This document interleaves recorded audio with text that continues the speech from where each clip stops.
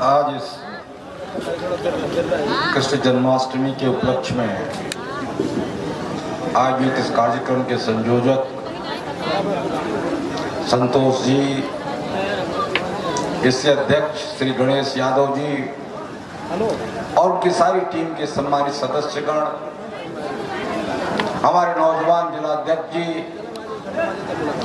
हमारे नौजवान महामंत्री जिलानी जी और हमारे प्रदेश के सांस्कृतिक प्रकोष्ठ के संयोजक धर्मेंद्र सोलंकी जी, विधानसभा अध्यक्ष जी समीन भाई श्यामू जी, अमरपाल जी, जयसिंह भाई और अन्य सभी समस्त उपस्थित पदाधिकारीगण, बहुत बड़ी संख्या में आए हुए सम्मानित प्रधानगण, बीडीसी गण, मीडिया के मित्रों, बैठी हुई माताओं बहनों, दूर दूर तक खड़े हुए बैठे हुए नौजवान बुजुर्ग एवं मित्रों,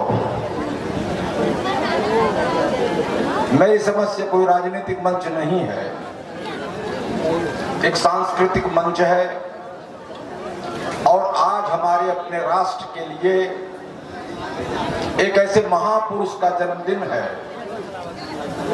जिसको हम भगवान मानते, ईश्वर मानते हैं, तो भगवान श्री कृष्ण है। आज उनका जन्मदिन है, बड़े उत्साह से, बड़े उल्लास से आज उनका जन्मदिन हम मना रहे हैं।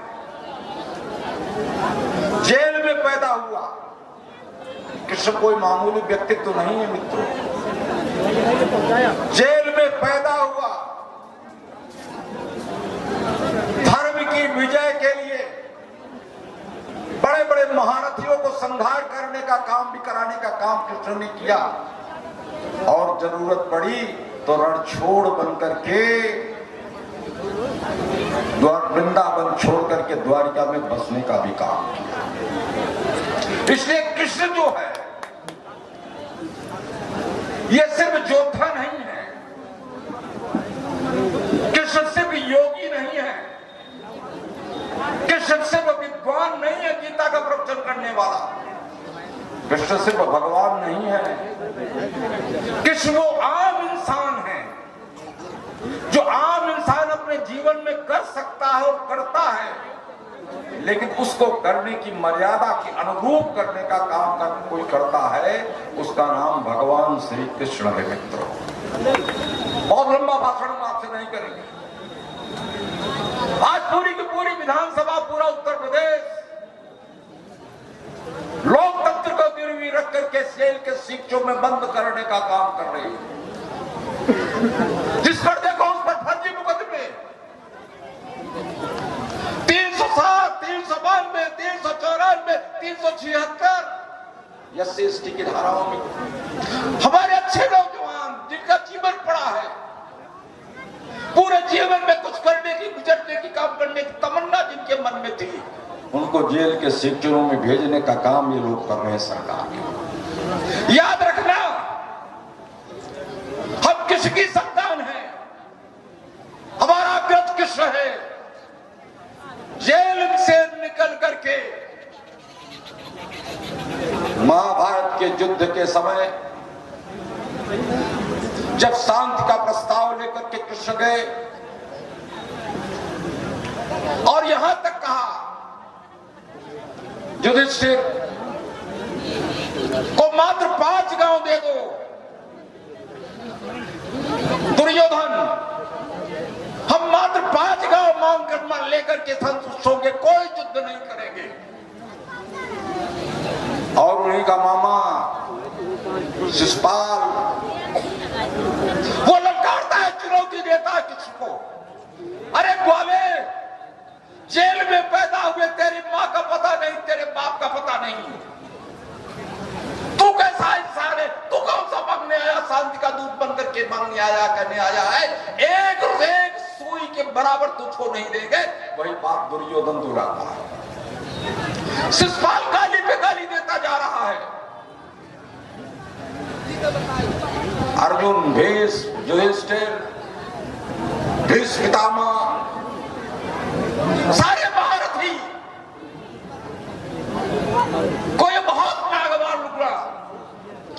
उनके भाई बलराम ने तत्काल शिशुपाल को मारने का के उद्यत हुए।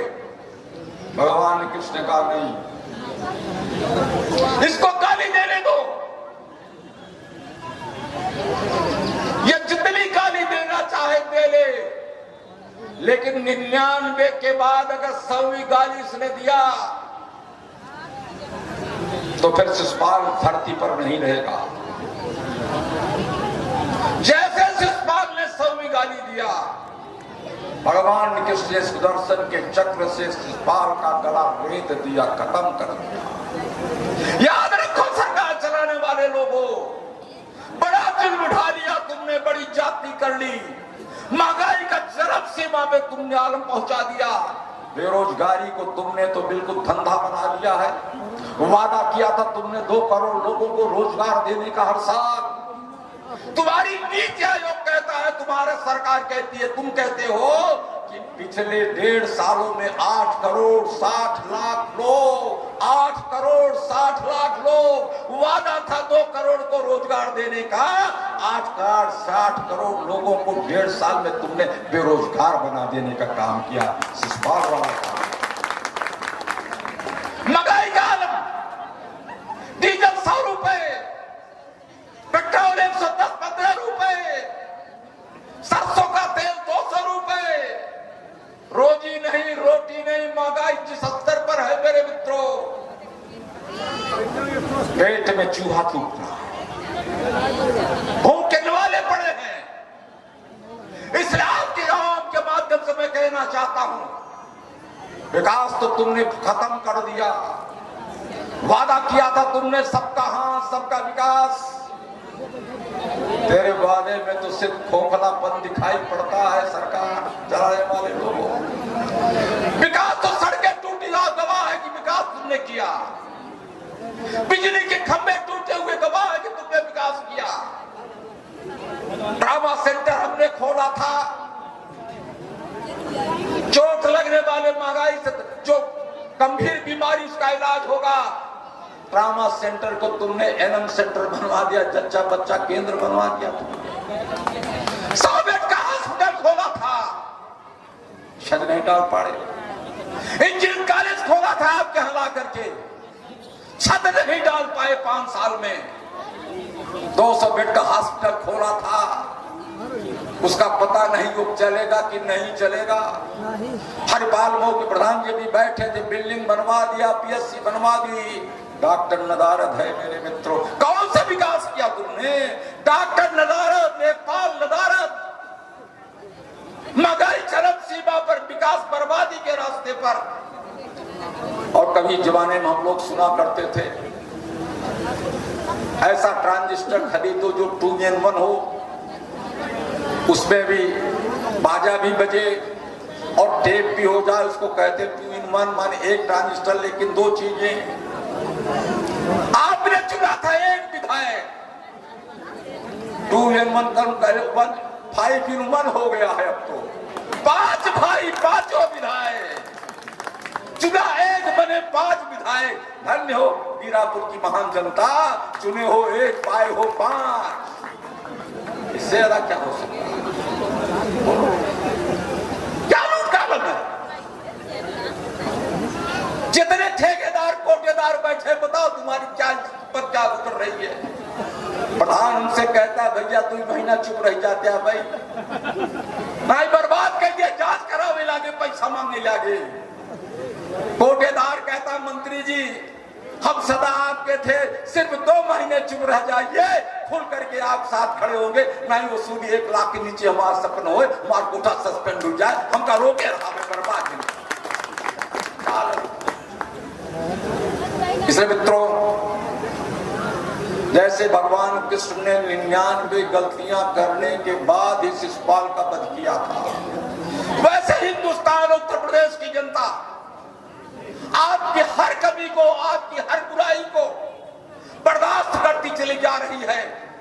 और जब 2022 फरवरी आ जाएगी तो कह देगी बाबा बड़ा ढोंग हो चुका, योगी थे ढोंगी बन गए, अब ढोंगी को तो जाने चाहिए। भगवान कृष्ण ने तो गला काटा था, हम सत्ता से हटा के दिखाएंगे तुमको। भगवान कृष्ण की सत्ता ने बर्बाद तुमको बर्दाश्त नहीं करेंगी। जैसे शिशुपाल का वध हुआ था, वैसे भगवान योगी महाराज आपकी भी सरकार का वध हो जाएगा, वध हो जाएगा। इसलिए मित्रों, सिर्फ ये कहकर के आपके बीच जाना चाहता हूं, अगर मैंने आपके बीच 23 साल तक ईमानदारी से, दीनदारी से, जिना जात बिरादरी हिंदू मुसलमान देके सबका मदद की, सबका मान दिया, सबका सम्मान दिया, सबका विकास किया, मेरे साथ खड़े हुए, समाजवादी पार्टी के साथ खड़े हो, एक बार विकास के रास्ते पर चलने के लिए अखिलेश यादव की सरकार बनाने का संकल्प लीजिए। जो भी समाजवादी पार्टी से टिकट पाया जाएगा, उसके लिए खुले दिल से हम सब लोग लग करके जिता करके अखिलेश यादव को मुख्यमंत्री बनाएंगे। आज के जन्माष्टमी के दिन हम सब ये संकल्प ले, दोनों हाथ उठाकर सब लोग संकल्प लो कि हम लोग 2022 में समाजवादी पार्टी को जिताएंगे, अखिलेश को मुख्यमंत्री बनाएंगे, अखिलेश को मुख्यमंत्री। बहुत बहुत धन्यवाद धर्मेंद्र जी, आपको भी बहुत बहुत धन्यवाद, आपकी पूरी टीम को, आप लोग आए यहाँ पर, और आप आयोजकों को भी बहुत बहुत धन्यवाद।